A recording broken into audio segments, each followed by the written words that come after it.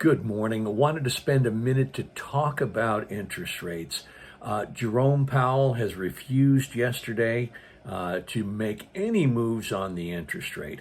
Now, I have a couple of feelings about this. And of course, President Trump had some choice words to say about it as well. But the question is, should the president try to be influencing the Feds here? You encourage him, you discuss possible options.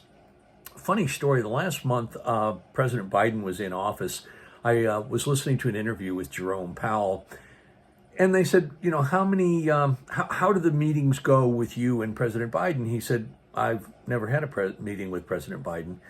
And they said, do you mean to tell me in the 4 years that he has been president, you've never spoken with him? He said, no, I've never spoken with President Biden. He said, and then they asked him, well, have you gone to the White House to speak with him? And they said, no, you don't go to the White House to speak with the president. The president summons you and you go. And he said, but it's never happened in a 4-year period. I find that absolutely fascinating. President Trump is taking a more hands-on view of interest rates.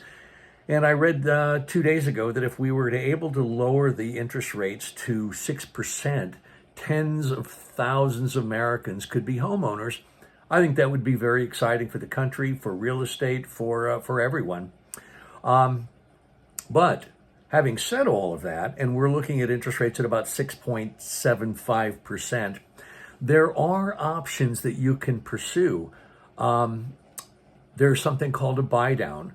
For about $15,000, you can buy down the interest rate 2 points for the first year of your loan. That would make it 4.75%. And in the second year, it drops 1%, so that would be 5.75%.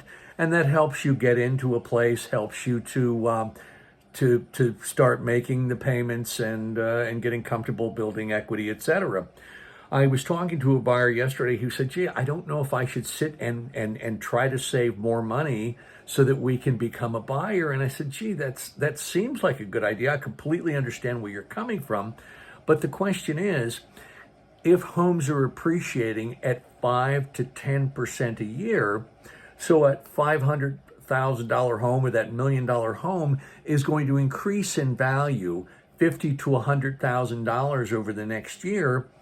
And what can you save over that same period of time to offset that? So my take is, get into a piece of property, go ahead and pay the 6.75%, do a buy down so that you've got a lower monthly payment that's more manageable.